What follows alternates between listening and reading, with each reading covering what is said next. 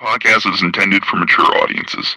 The views and opinions expressed are those of the panelists and do not reflect in any way those of the podcast partners, sponsors, or affiliates. Enjoy. ThaBoxingvoice.com. When I say I promise you, I'm gonna knock out the Gypsy King as well. Dollar DiBiase Productions.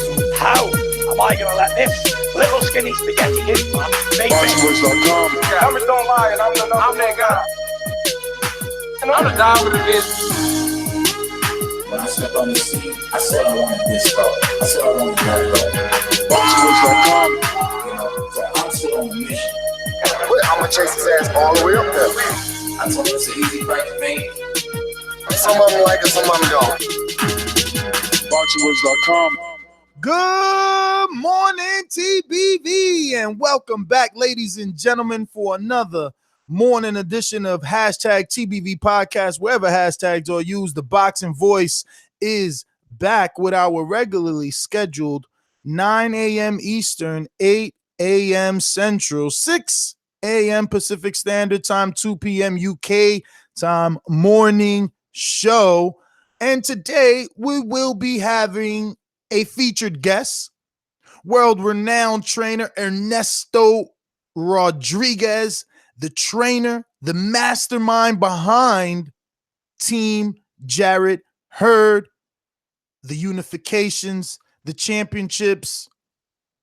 He brought this man from prospect to contender to champion, and we will dig into his brain, see exactly what it is that we can learn.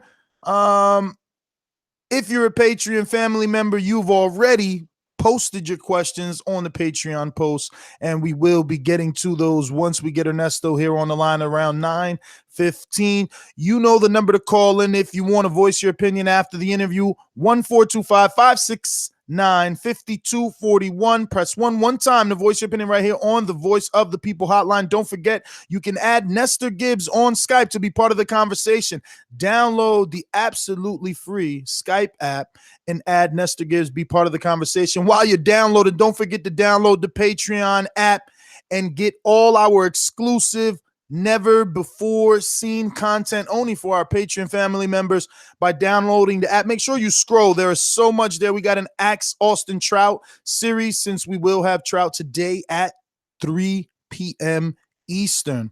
So if you want to ask Trout a question, head on over to patreon.com/the Boxing Voice. We also have an Ask Jarrett Hurd's trainer, Ernesto Rodriguez, who'll be on the program in a couple of more minutes, and so many others. Today is also our live show on Patreon that goes by Untitled. Let's get to the topic at hand, and our co-host hailing from different parts of the globe, going out to Corpus Christi, Texas. It's me, Mario. What up? What up? What up? It's good to be here in the morning. Unlike a Floyd Mayweather fight, I'm glad to be kicking it with y'all. And so, yeah, we're going to have Ernesto Rodriguez on. It's going to be dope. We're going to ask him some questions. Jarrett Hurd is definitely like the man, I think, well, at least one of the men or mans in the, not even the division in boxing. Like he's hot right now. He is. I think the one thing is he's got a lot of potential to break out. Like I always see a fighter that's doing really well, and I'm like, oh man, he's really good, but can he cross over? And it's always a big question mark with him. I like it. Mike, what's going on? I speak it, believe it, receive it. Speak it, believe it, receive it. Speak it, believe it, receive it. I can't say it enough. I speak it, believe it. With a attempt, 2 attempts, handed bands over. Sicko hit, shot and miss, through the stand over. Turn up! Breadwinner, huh? Look who in the building. Let me check my Instagram. I might be at 1 million. And I'm in. ThaBoxingvoice.com. Yo. Good morning, everybody out there in TBV land. We got a very, very special treat this morning. Ernesto Rodriguez, Jarrett Hurd's trainer, will be joining us.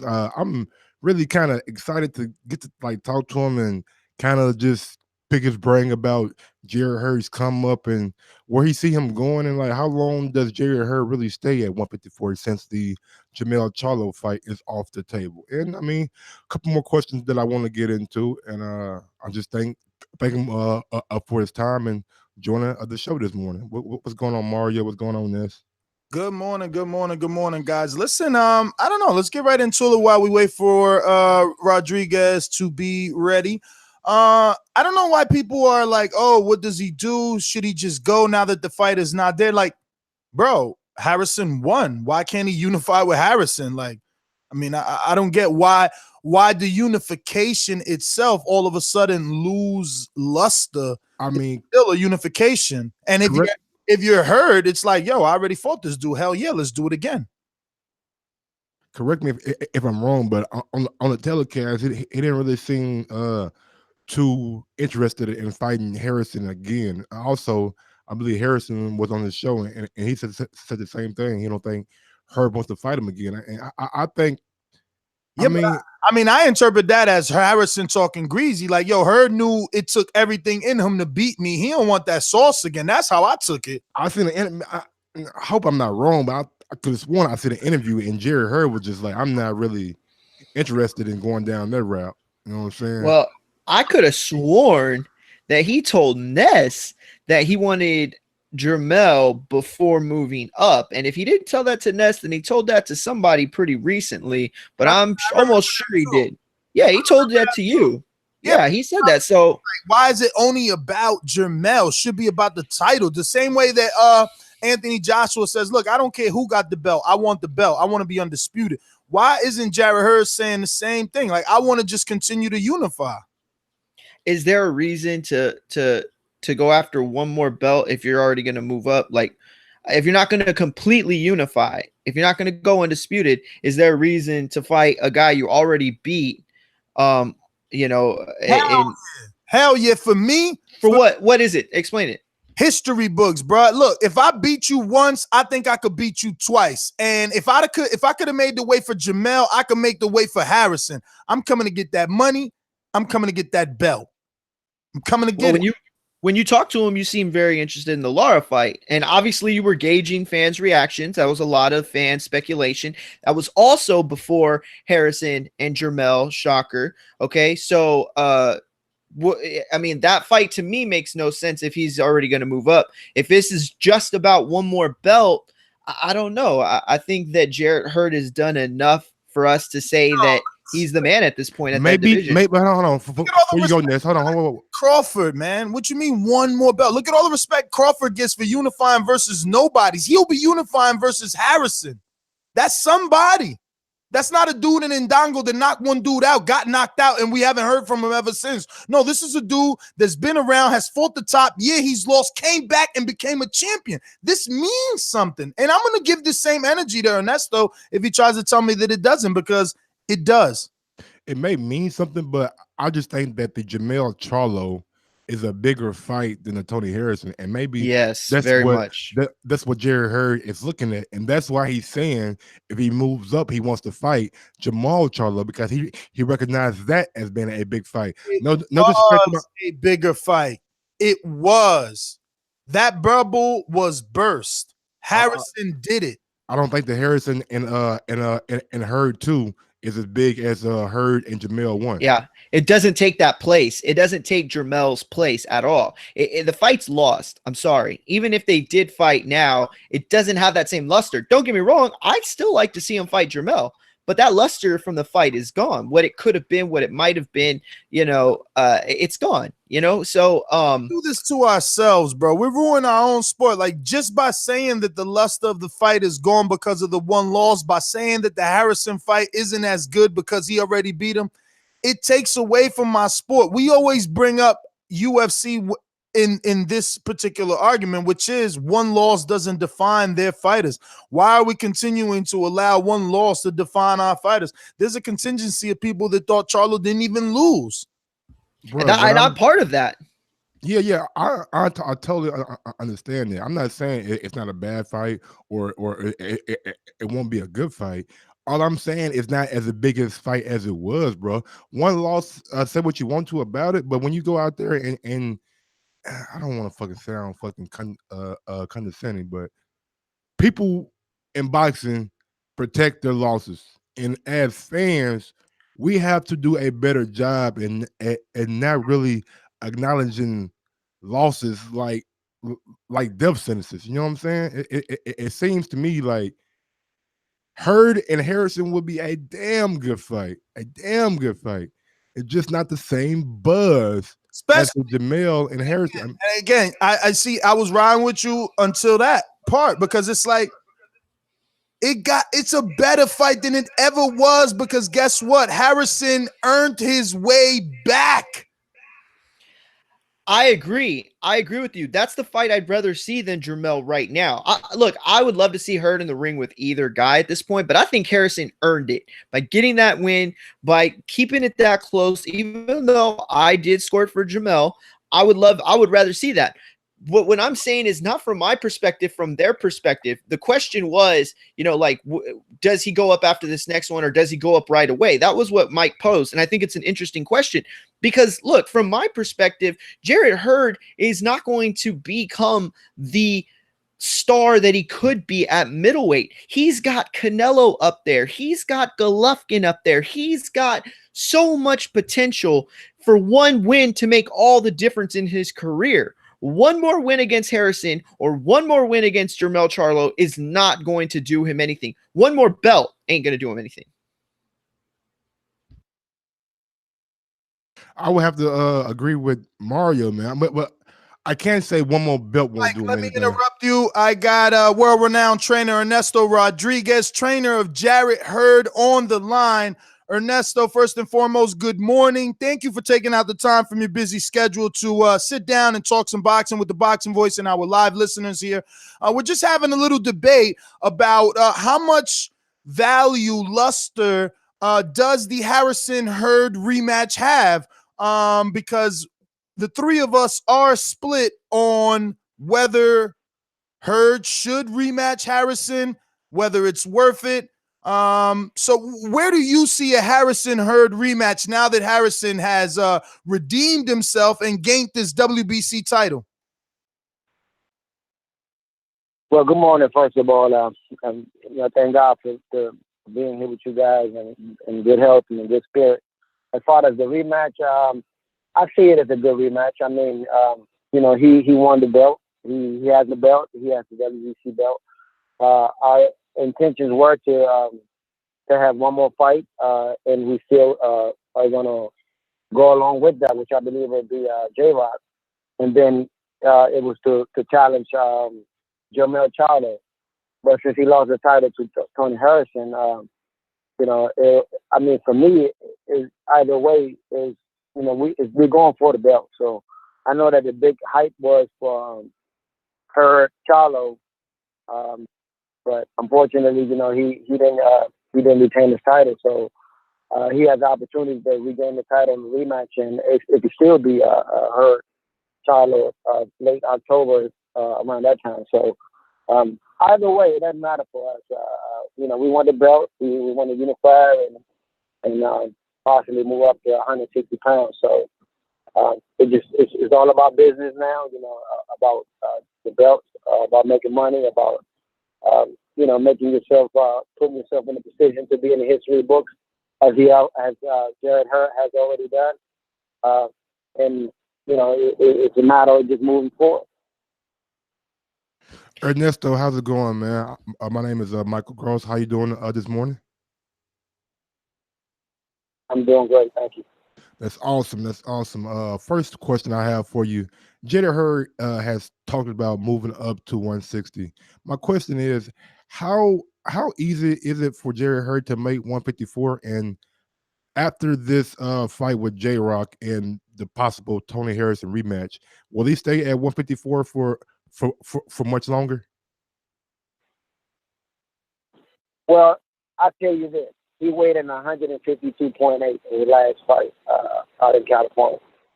So, we had a great way of cutting weight, but I know that he's getting older.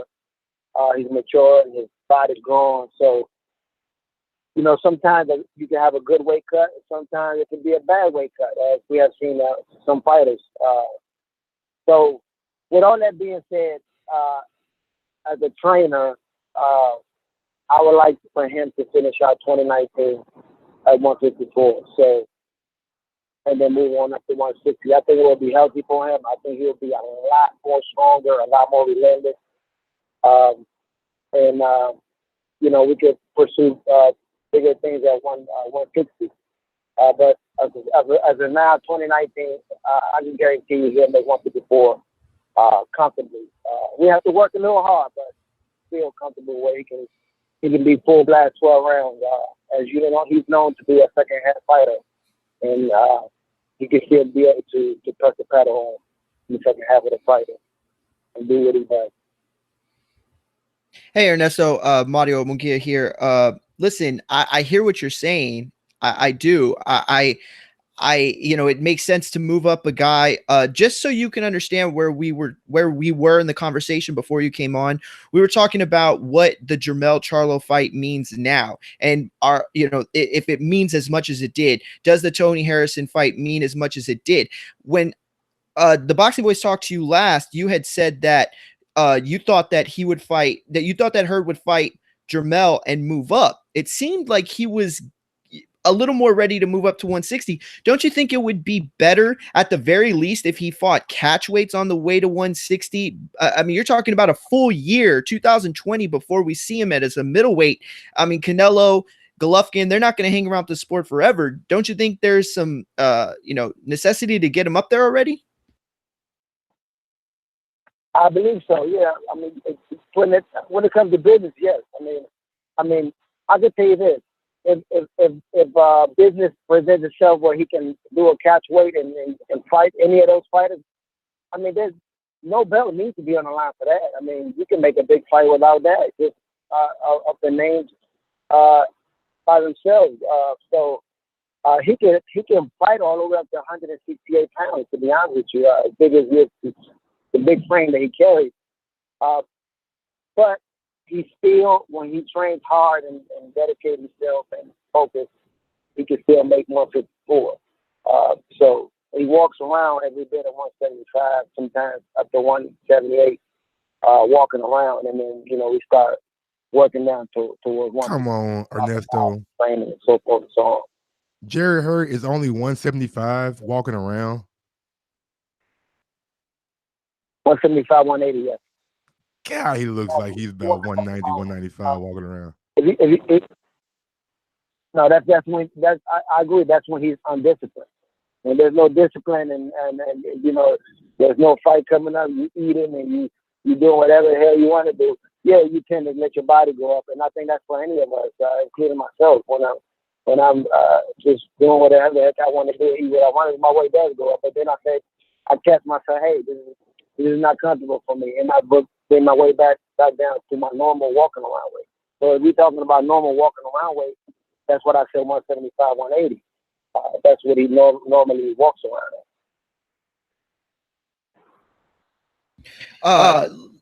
Now, real quick, I do want to ask you, before we move on to any other questions, how did you score the Jermell Harrison fight? Because most of the panel had it split. I just, real quick, get your take on that. I could have scored in a draw, to be honest with you. That's the way I thought. But once I saw the replay, you could have gave it to Harrison, and it still could have been a draw. But I'm not too, I'm not disappointed, or I wouldn't say that I thought it was a robbery, as some people making statements. I thought the fight could have went either way. I would have been happy with a draw. But Harrison won. Hey, he did land some telling blows, and he conducted the pace, and I can see why they gave him the decision. Why he earned the decision to win the title. Ernesto, we had Tony Harrison on here, I believe it was Thursday night, and he made it clear his words were that you guys won't give him the rematch. You won't want that fight again. He has a belt now. How much was the Jarrett Hurd hometown Julian Williams fight about, checking if Jarrett Hurd was 100% back? Like, couldn't we eliminate that Julian Williams and just go into a Harrison, or is he right? Do you guys not want that route? Oh nah, he's incorrect when it comes to that. I know Tony Harrison very well. I mean, he's a good kid. I like him. I like him very much. I'm happy for him. But when it comes to that, he's wrong. We could take that fight. If we were allowed to make that fight next, that fight will be next. That I can guarantee you. But you know, that's kind of like out of our control at this moment. So if that fight could be made next, I'm telling you, it will happen. We would definitely fight Tony Harrison. As far as we not giving him a rematch, no, that's not true. We probably wouldn't have given him a rematch if we didn't have a title. You know, it would be a moot point at that point. But he has the title now, so it will be in our best interest to go for the title because that's what Jarrett wants. He wants the WBC belt as well. So that wouldn't be an issue of challenging him for the title. So he's incorrect when it comes to that. I think it would be a good fight. He has progressed. He has gotten a lot better. And, you know, it would be a good fight for TV. Sunday, you ask me. Now, Ernesto, from your dealings and obviously your time with Jarrett Hurd and Al Heyman, is there a world where you see Heyman not giving Charlo the immediate Harrison rematch, hence leaving Harrison available for the unification with Hurd? Like, can you see that actually happening, or is it more realistic for Heyman to make sure Jamel gets his opportunity back at that belt? I think it's more realistic that he will get the opportunity to challenge for the belt again. I think that's what we're going to see happen within the next, I guess, 4 months that they stated. They're going to go ahead and fight again, and if Jamel doesn't make any adjustments, I believe he'll lose again. But if he does make adjustments, I think he has the opportunity to win. You know, he's not talking about Jamel. Ernesto, Michael here again. I wanted to ask you a question about Jarrett Hurd. You've been working with him for a minute now. When did you realize that you had something special with Jarrett Hurd? Like when was the moment that you can remember that you like, oh, okay, I got a special talent right here? Well, I've been working with Jarrett since day one, since the day he walked into the gym. Tom Browner was my trainer when I was a professional myself. And then I joined the police department. I came back to work with the kids. So I've been working with him from day one, and I always knew that he had punching power. And he knew how to throw the right hand. I mean, that was from day one. He was just a ordinary kid, you know, didn't really know too much, but he knew how to throw the right hand. And he was tall and lanky. And I said, well, you know what? If I could teach him how to use his length and use his height, you know, I think I got something. But then as we going through the amateurs, I noticed that he was real good fighting on the inside. So me being Latino, I always watch a lot of Hispanic fighters like Chavez. You know, they do a lot of inside fighting. So I started teaching him how to fight on the inside, I guess a phone booth style, and counter punching. And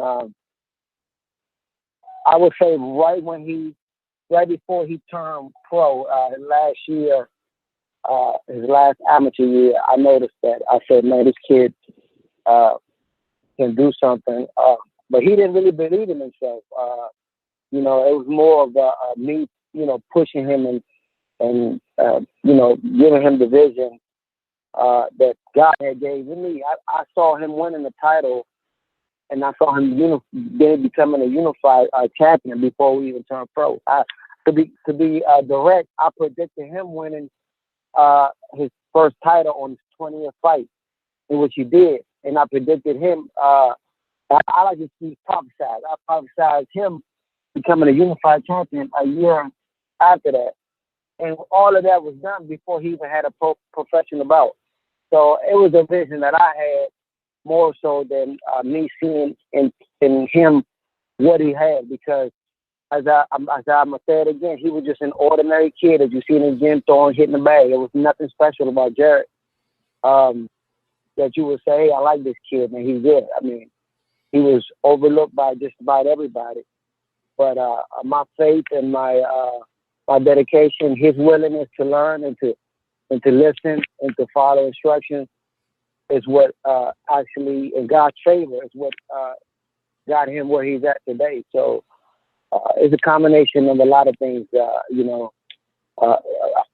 we have done in order for him to be where he's at. So it wasn't just just something that I saw in him.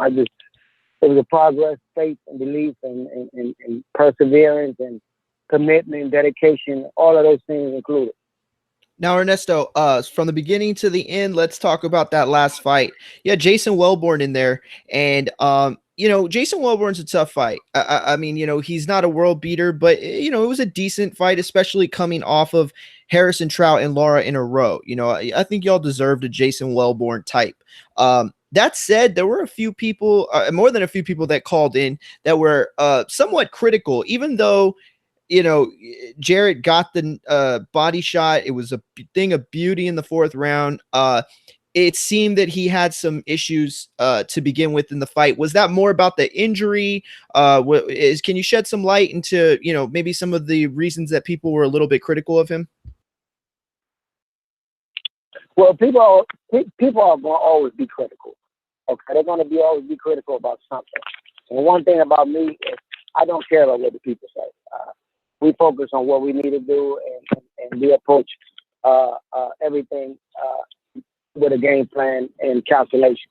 Every move has to be calculated. So as far as what the people say, you're not going to please everybody. So you can't really focus on too much of what the people going to say as far as we go.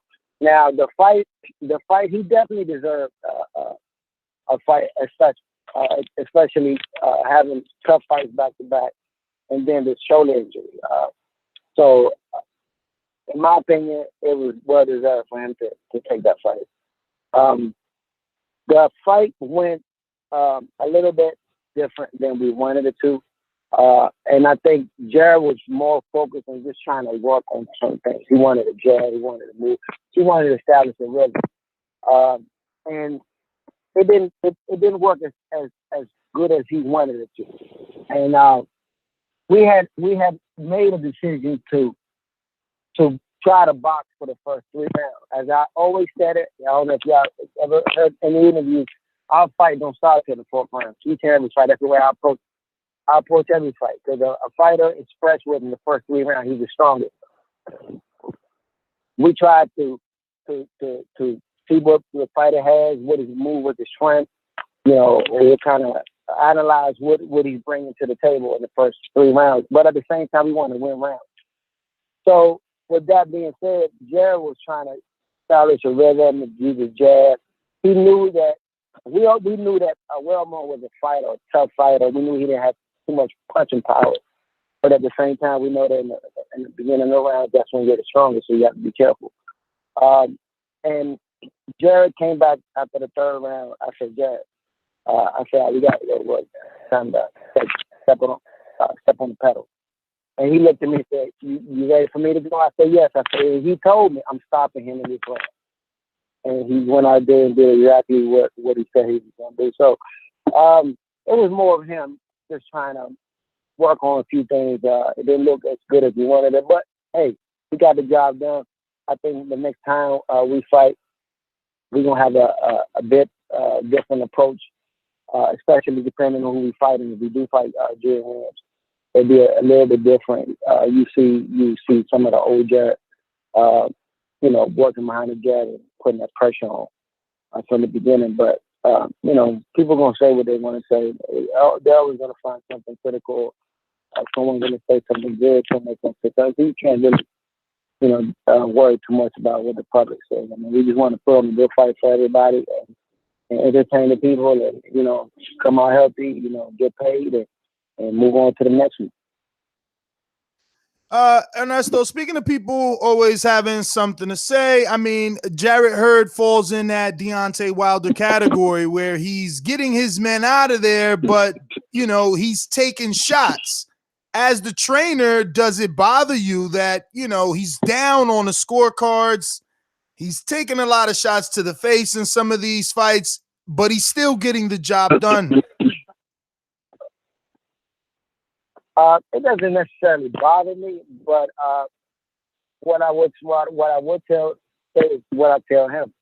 I said, you have to have longevity in the sport, and you have to, protect yourself as much as you can and try to minimize getting hit.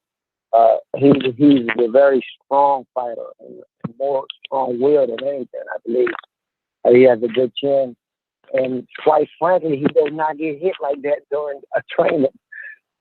It's like he goes into the fight and kind of like just throws some things out the window because he doesn't get hit. We don't take punishment during any training and sparring and stuff like that. I think I don't know why he does. And I guess if you don't feel your power, he won't feel you. So I mean, I don't know, but I ask him myself. So, but as I always say, one of the quotes that I tell the guys in the gym, and I write it on my Instagram and all, is this: it's not how you start, it's how you finish. So I always tell everybody, you can start real good and finish real bad. You can start real slow and finish real strong. And it's not how you start, it's how you finish. Get the job done. So he's some people say that he's opposite, like Deontay Wilder, and such.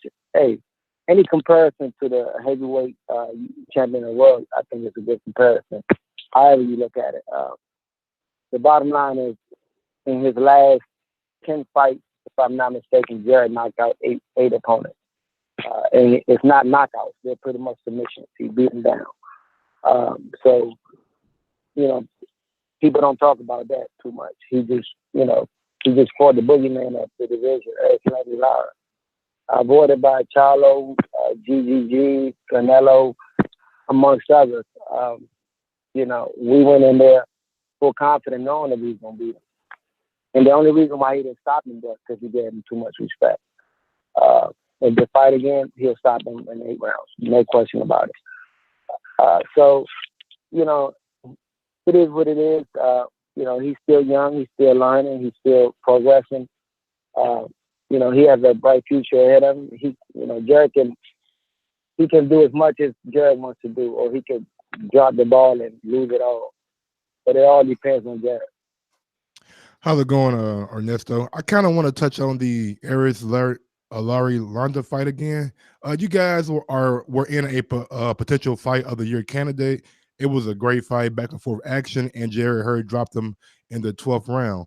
What kind of residual effect does it have on the career of Jarrett Hurd? Like, did that give him a little bit more confidence? Can you see something else different in the gym coming off that win? Absolutely. I think it solidifies what kind of fighter he is. I mean, he's not a pretty fighter, and then he's not the every household stylistic fighter that you want to see. Floyd Mayweather, all of these pretty fast hands, pretty feet. He's not that. He's his own fighter. But it solidifies who he is and who he's trying to be. He's trying to be Jarrett Hurd. He ain't trying to be nobody else. So with all that being said, he gained a lot of confidence in this fight. I think he woke some people up, knowing that, hey, this kid is for real. He doesn't have to be the prettiest fighter out there, but he gets the job done. And at the end of the day, it's the outcome. That's what really means something. So, it made him a better fighter mentally. He knows where he's at. He knows what he has. And he knows what he can do, and he believes in himself so much that you're gonna have to break his will to beat him, and that's gonna be very difficult to do with a guy as big as he is and as strong as he is, and as mentally strong as he is. I got a real quick follow-up question. Now, the 154 pound division in my division is probably one of the deepest, toughest divisions in all of boxing, but it just doesn't seem to get that publicity like the 147 or the heavyweight or even the middleweight division. Why do you think that is with all that talent at 154?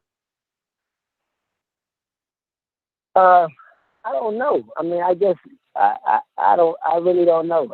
You have Earl Spence, who's an Olympian. I think a lot of that has to do with it.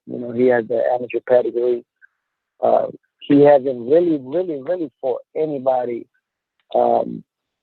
big besides Kilbrook, in my opinion. But he definitely has the goods to fight and beat any of the top 147 pounders.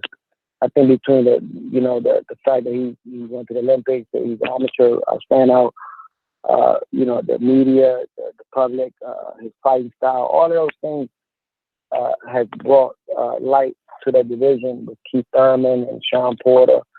The only one that you could say much about being animated was Jermell Charlo. That's because he's outspoken, loud, flashy. I guess it brings light to the division. Jarrett is not that type of guy. He's more laid back, quiet. I do my talking in the ring type. So, it all depends on how you sell yourself and how you promote yourself out there.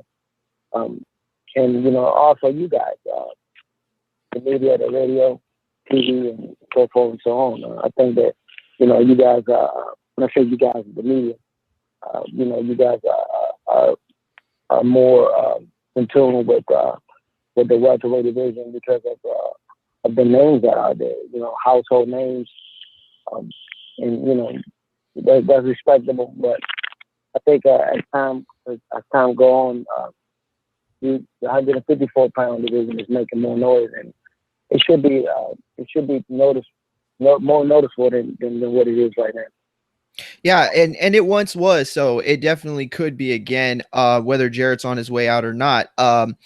I think that what's interesting about your answer, or I'm just going to cut to the chase. Spence had said that he'd fight the winner of if there was a rematch between Harrison and Hurd, and he said it kind of jokingly. He said it kind of like under his breath. I don't know how serious he was.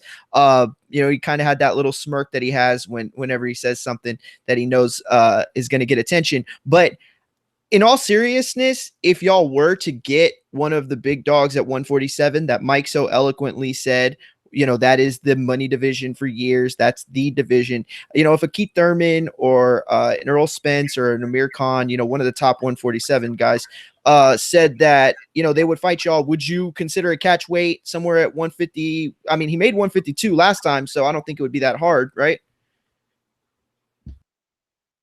It wouldn't be that hard, but I wouldn't shut him down. For a guy like that, they'll have to meet us at 154. And we'll welcome anyone, especially Spence.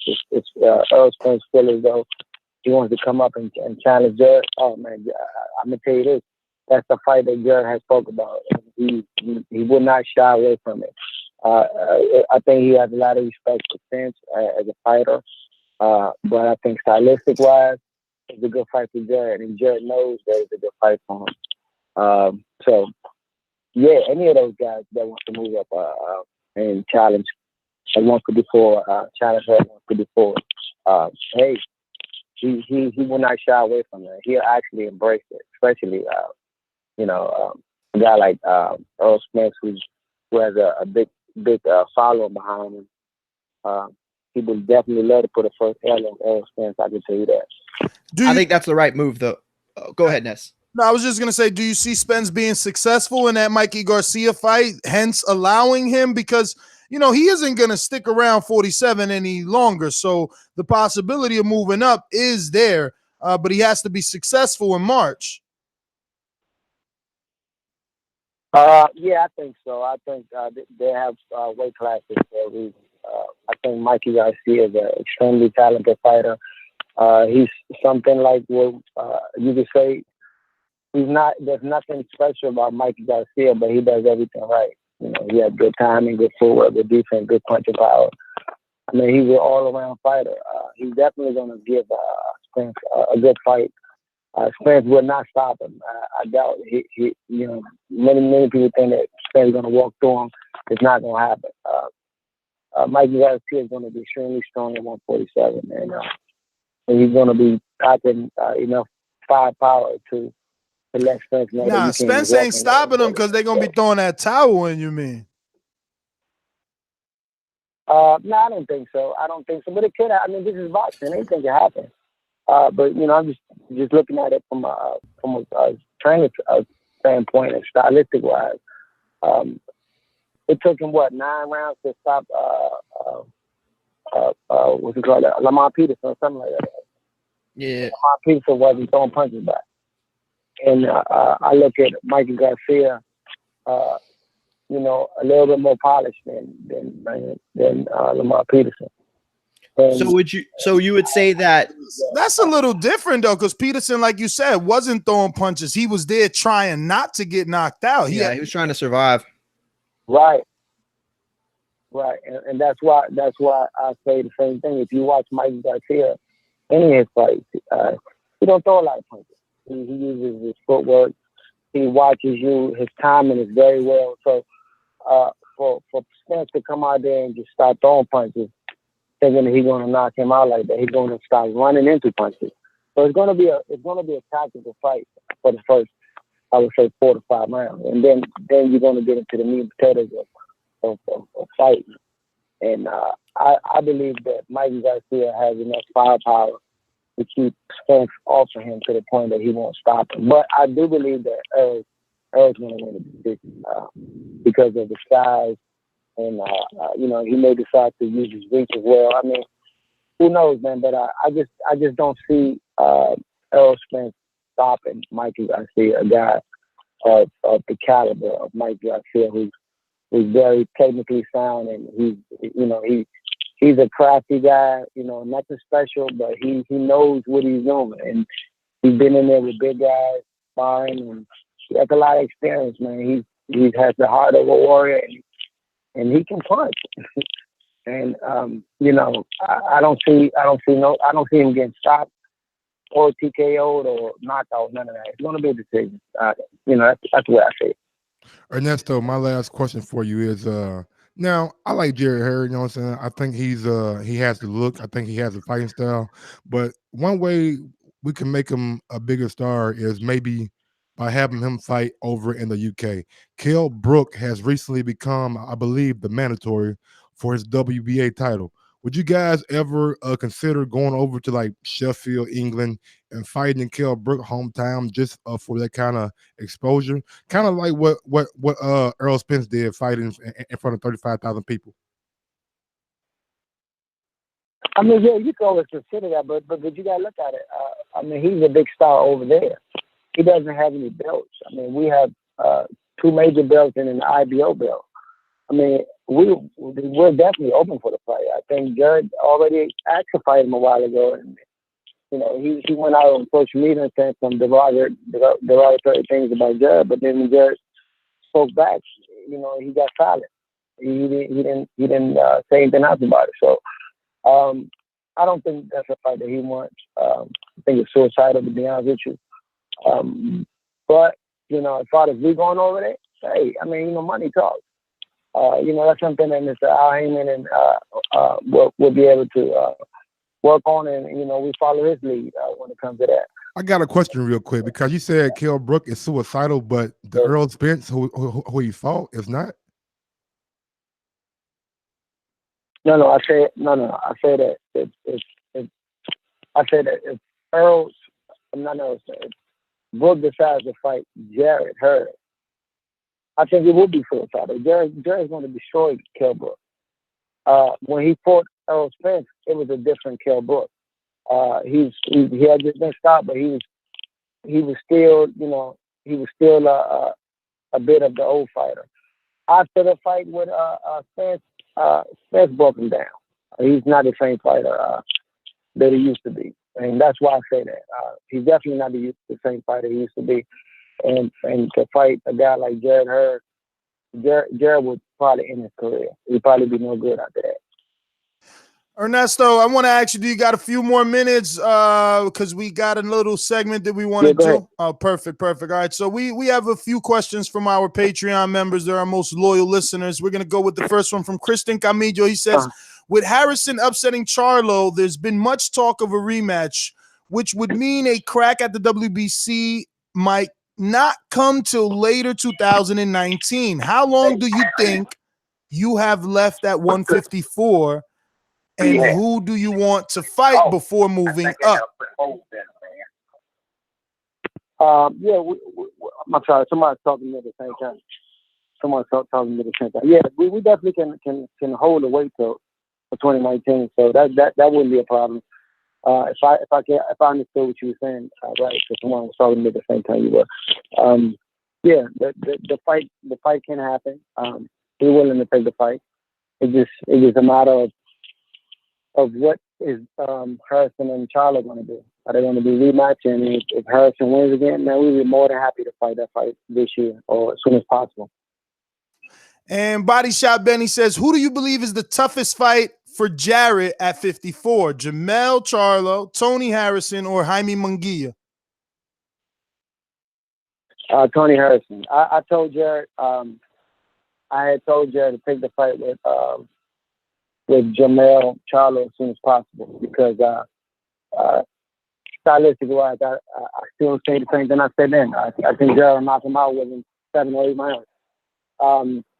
The style that he's fighting in is tailor-made for Jarrett Hurd. I mean, he's not really a puncher. He's a good puncher, but he's not a puncher. And the way he was fighting, all the hype behind him, it played perfect into Jarrett Hurd's fighting style. Unfortunately, we missed out on the opportunity to be the first one and not just beat him. I still believe that if they ever fight, Jarrett not only would beat him, he would knock him out. He would stop him. Styles make fight, and the Jamel Charlo that's fighting now, he won't be able to do that with Jarrett Hurd. In the later rounds, he'll get stopped. He'll get smothered down, and he'll get stopped. No question, zero doubt in my mind. Zero. I've been saying it for a while, but Jarrett it was understood that he wanted to take the fight, to get his shoulder right, and I wanted to fight right after that because I saw this happening right here. What just happened, I saw it happening. Jamel losing to Tony Harrison. I said if Tony Harrison could take his punches, he's going to have a hard time with Tony Harrison. And I will say the same thing again. I wouldn't be surprised if Tony Harrison beat him again. If Jamel Charlo does not make the adjustment, you're going to see the same thing. Probably beat him a little bit better this time because he's going to be more confident. So I think Tony Harrison will be a harder fight now, because he's confident. He's a champion. He has that, when you win that belt, your confidence of the fighter goes to a different level. He believes that he has made those mistakes, that he corrected part of his mistakes that he made when he was fighting Jarrett the first time. So it will be in my opinion, I think Tony Harrison will be a more difficult fight now. However, I think, we're prepared for the fight much better, and I think you'll get the same outcome late round stoppage. Richard Bauer says, what do you think will be the key to the longevity of Jarrett's dominance? What are the areas you are looking to improve? Defense. We work on it all the time. But when he gets in the ring, if he does not feel your power, he's going to walk through you. I don't understand, hey, that's his mentality. I can only give him instructions. And I have to make adjustments as a trainer myself. When he fought Austin Trout, he came to the corner in the second round. I said, Ernesto, you can't hurt me. I'm walking through him. I said, no, not yet. Take your time. Let's walk him down methodically. But then his mind was made up, so I had to change tactics. I had to tell him how to, try to give him instruction on how to fight him on the inside, try to avoid getting hit. But, hey, the kid is relentless, man, and he has a strong will. His mindset is very strong, and, I think that's one of his best attributes besides being in shape to go 12 rounds. And he hit extremely hard. He doesn't have that one punch knockout, but when he hits you, you're going to feel it going through your body, and mentally that's exhausting a fighter. when you get hit that way. As a former fighter, I remember fighting people like that. When they hit you so hard, you're like, I don't want to get hit like that again, and it throws you off your game. You have to find another way to win, and by the time you're thinking about finding another way to win, he's beating you down, and before you know, you're looking for a corner to lay down. That's what happens. John Justice says, are you implementing more head movement and defensive tactics to help Jarrett avoid taking so many shots moving forward? Yes, we do all the time. We constantly do it. But like I said, it's just something that he has to now take to the ring and apply it. It's just him. It's just him now making the decision to transfer everything we've been working in the gym into the ring. And I think a lot of it has to do with styles. Styles make fights. You know, maybe he fights somebody who's gonna ring his bell, and then all of a sudden you're gonna see the Jarrett Hurd counter punching Jarrett Hurd that you saw when he fought Galarza. You know, he fought Galarza that way because Galarza was knocking people out, and you know, he went out there cautious and he put on the splendid display of boxing skills. And you know, maybe you'll see that soon. But I think it's going to take someone who will ring his bell to probably bring that back to life. It's funny you bring up the Galarza fight because our next one comes from Crucial that says, why hasn't he used the nasty uppercut again? He did use it against Frank Galarza. I'm a sucker for a good uppercut, and that was the best I've seen since Andre Berto. Yeah, it was. Well, we work on it all the time. You're done. Thank you. Yeah. All right. We work on it all the time. It's just. Thank you, sir. It's just a matter of, I guess, getting the right person to be a sucker for it. I guess I don't know, man. We work on the flip, the jab, overhand, right hand, and slip it under with the uppercut. Those shots, and then the liver shot and the solar flex shot. Those shots that we work on the gym almost every day. We don't just punch to the body just to be punching to the body. We aim for spots. And you know, I don't know why. I couldn't tell you why he hasn't thrown the shot again. But like I say, you know, Jarrett is still growing, man. He only had 40 amateur fights, and you know, he's feeling himself right now. So it's just a matter of him just continue to grow and continue to apply what he works on in the gym and the things that we work on. He has a lot to offer, man. Y'all haven't seen the best of Jarrett yet. I just, you know, my thing is just to make sure he stays focused with all the success and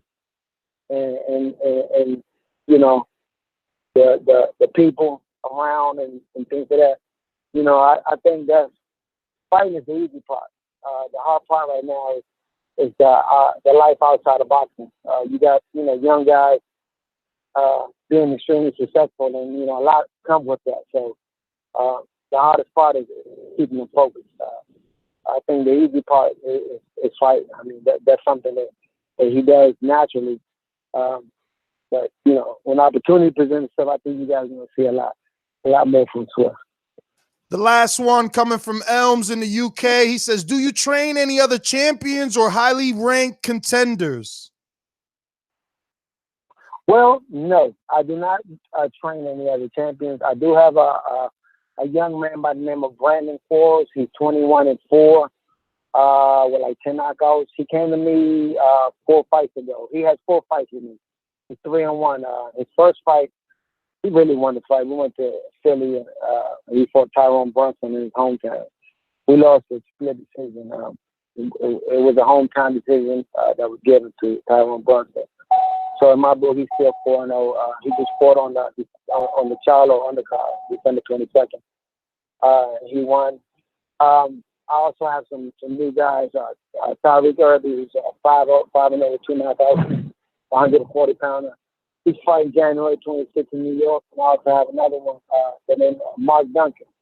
He's 154 pounds, 2-0 with 2 knockouts. Very strong fighter. I can see him moving up the charts quicker than normal based on his physical attributes and fight style. But no, I'm a police officer full time. That's my job. It's what I do. DC. I'm a mental transit police officer, so it doesn't give me the time to really work with a lot of fighters. And to be quite honest with you, I'm not really. I haven't pursued or haven't even thought about training other champions and stuff like that because I really won't be able to do it. I'm a full time. I have a full time job as a police officer, and that's my priority. That's what takes care of my family, provide benefits, and has allowed me to live a decent lifestyle and provide for my family. Boxing is just extra. Boxing is what I do for fun. It's what I do to kill time. I don't drink. I don't club. I don't smoke. I'm a family man, and boxing is my level. Wow, I didn't know you were a full-time police officer. And can I ask your nationality too? Because Ernesto Rodriguez, I'm like, man, he got to be Hispanic, but who knows, right? I'm from Panama, Panamanian. Oh, I've been to Panama. Yeah. I speak both languages. I read it, right? I try to tell Showtime, and you hire me, man. Give me an opportunity, Wow. Oh, that's official, man. So being Panamanian, have you ever put Jarrett Hurd to watch any of the great Panamanian fighters?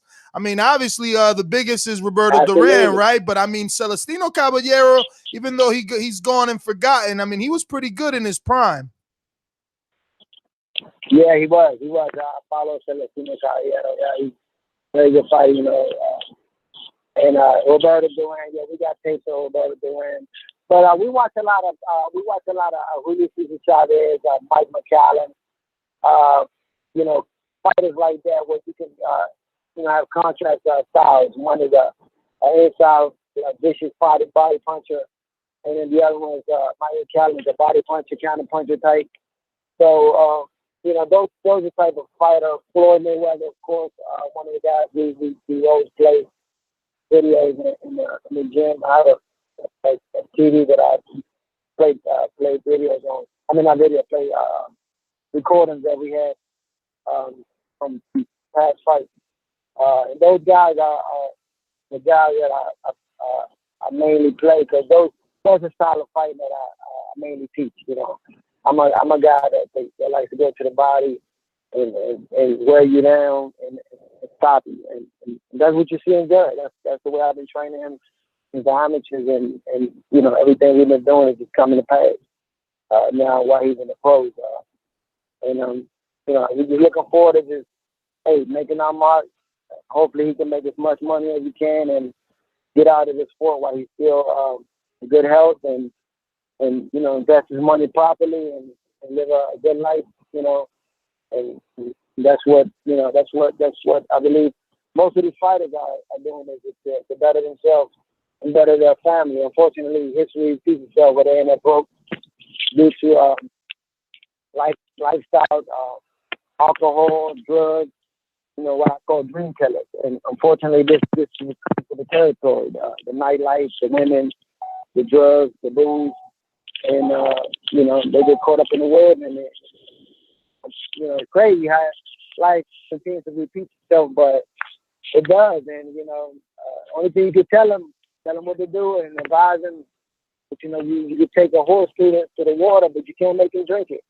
And that is a true story, man, because I see it right here in DC same time. Absolutely. Amen. True. Amen. I got one final question for you, Ernesto. What weight class do you see Jarrett Hurd topping out at? Does he get up to 168? Maybe even 175?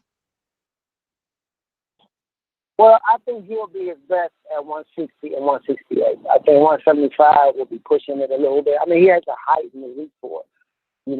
He's a slender kid.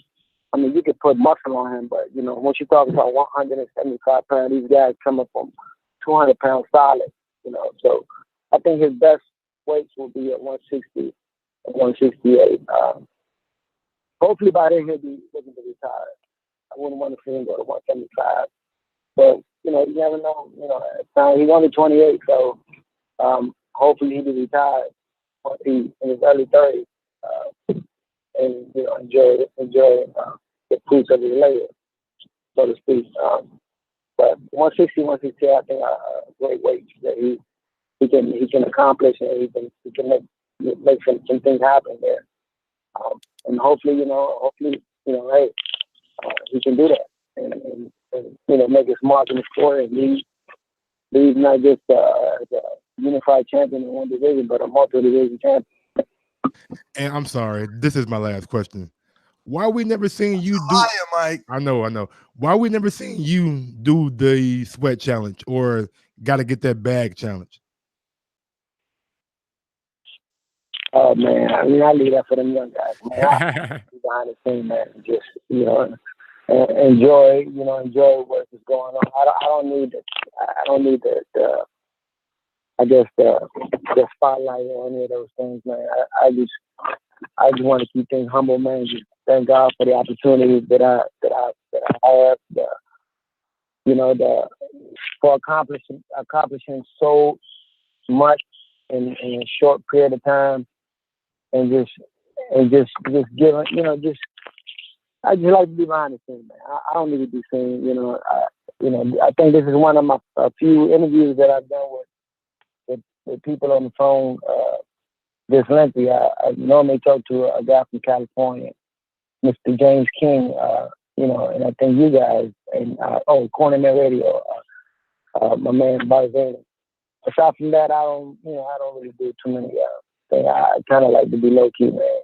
Hey, they just take their business, get paid, and keep it moving. I don't need nothing else unless they give me a job to be a commentator. Now that's one of my goals, is to be able to put the headphone and commentate.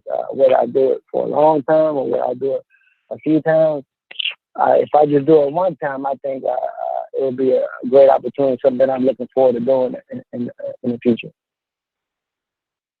Well, Ernesto, man, I want to thank you, obviously, for coming on and taking as much time as you did out of your busy schedule to talk to us and allow our listeners to, just get a inside the mind of the mastermind who is behind Jarrett Hurd and everything that is Team Hurd. We thank you again. We hope to have you on soon, and we wish you guys the best. God bless, Ernesto. Thank you, Ernesto, so much. Thank you for having me. Yeah. Thank you for having me, guys. God bless all of you guys. And I want to send out a big shout out to Team Hurd for all the support that they have done throughout the years. And also, thank you guys, man, for supporting Jarrett, supporting the boxing, and giving these guys a voice, and giving some coaches like myself a voice at times like this. So, man, it's a great opportunity, man. Thanks a lot. Thank you again. There you have it, ladies and gentlemen. Jarrett Hurd's trainer, Ernesto Rodriguez, on the line. Great interview. Want to thank everybody that joined us and thank all our Patreons who asked questions. Shout out to King Amin, Jay Hardcore, Joseph Wright, and David Codwell. Body Shop Benny was in there too, right?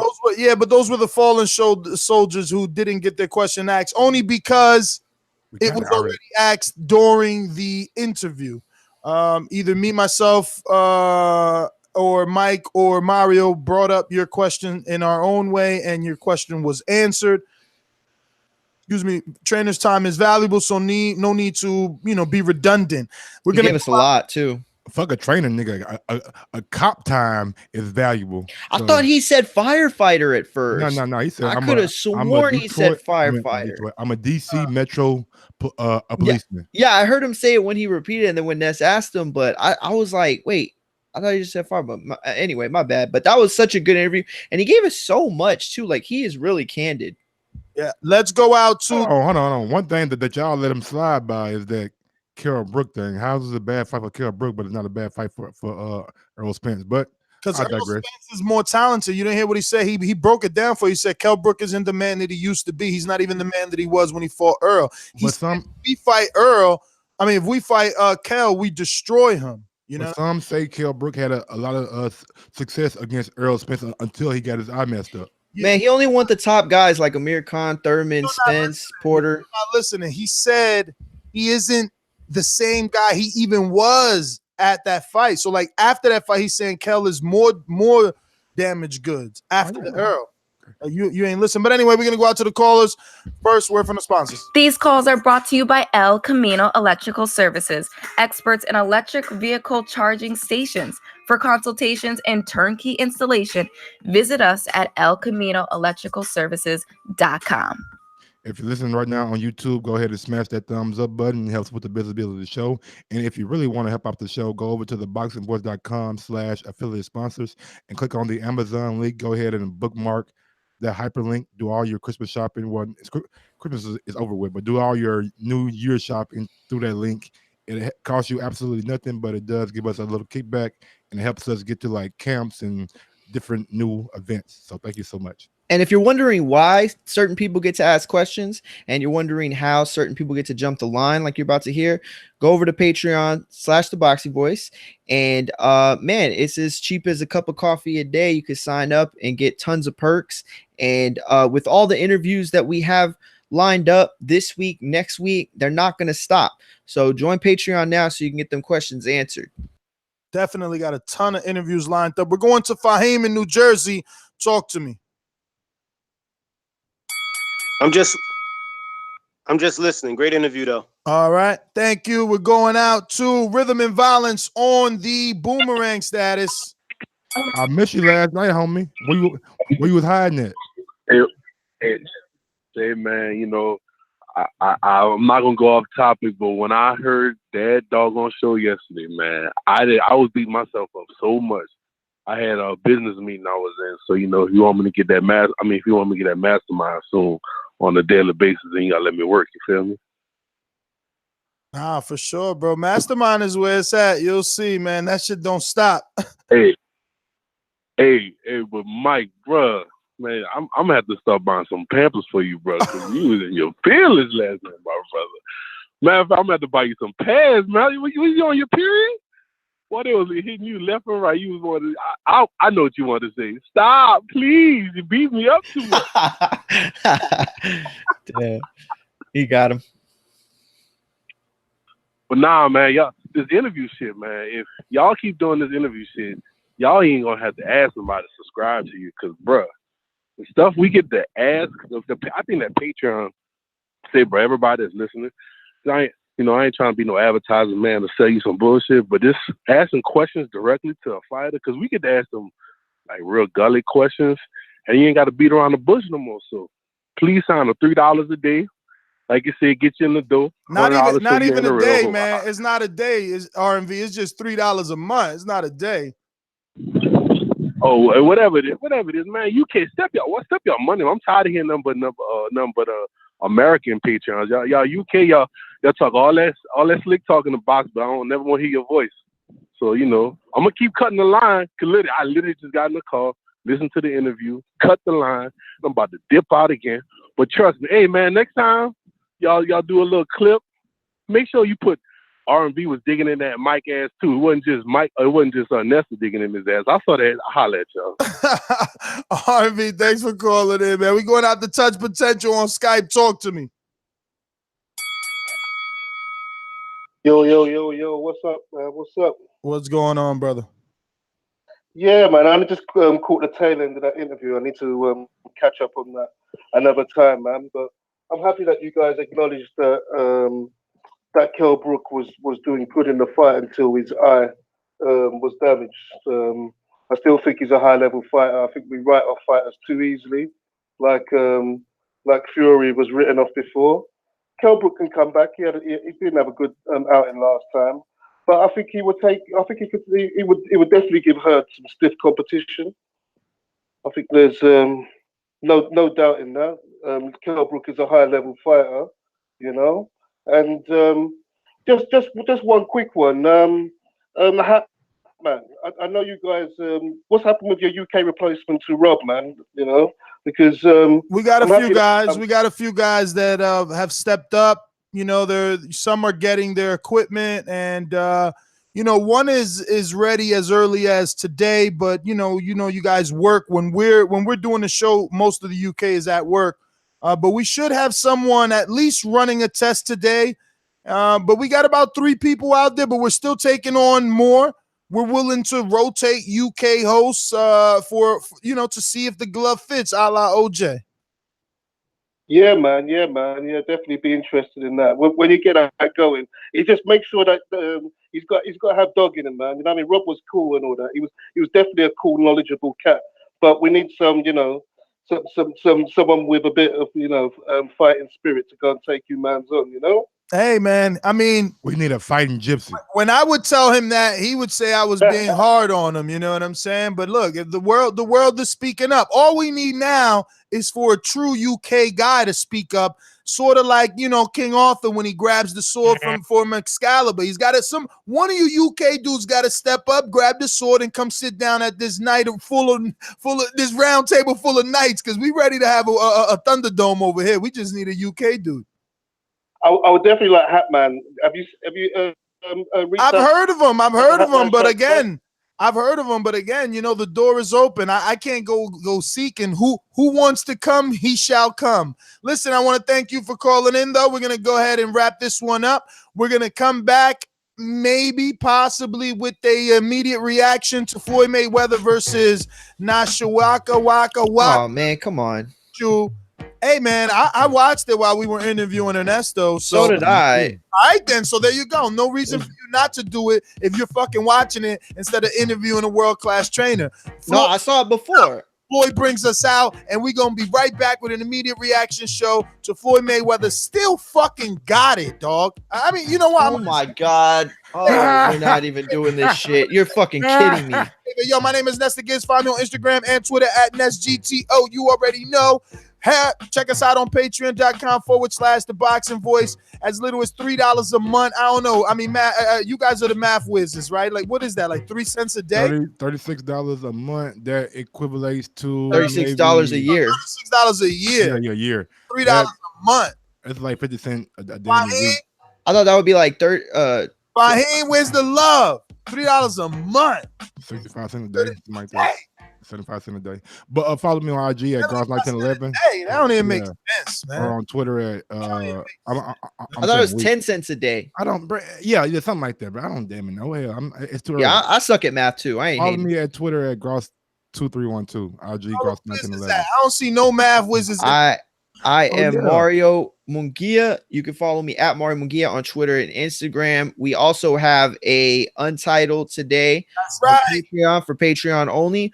And for Patreon, we also have Austin Trout later day. So get your questions posted. Patreon they got it all. I mean, they might as well be. Download the free app on Patreon so you can do all this from the app. Keep you on the go. Hit those notifications so you get those notifications every time we put a new post, because you want to be part of everything. Hey, don't forget you got to vote. We got just one more day before we decide what it is TBV is going to be doing over at the Earl Spence Mikey Garcia fight. Yeah. And we're at 40,000 on the IG page. So shout out to everybody who started following us on IG. And if you're not following us, go ahead and follow us. And we are 180 away from 93,000 on the YouTube page. Letting us refresh it. And we might be even closer. So tell a friend to tell a friend. Somebody tell a friend to tell a friend. Hit that subscribe button. I got 180 friends. I get them. Let's see. We're going to refresh. We got 92,000. I need a drum roll on every page. 92,828.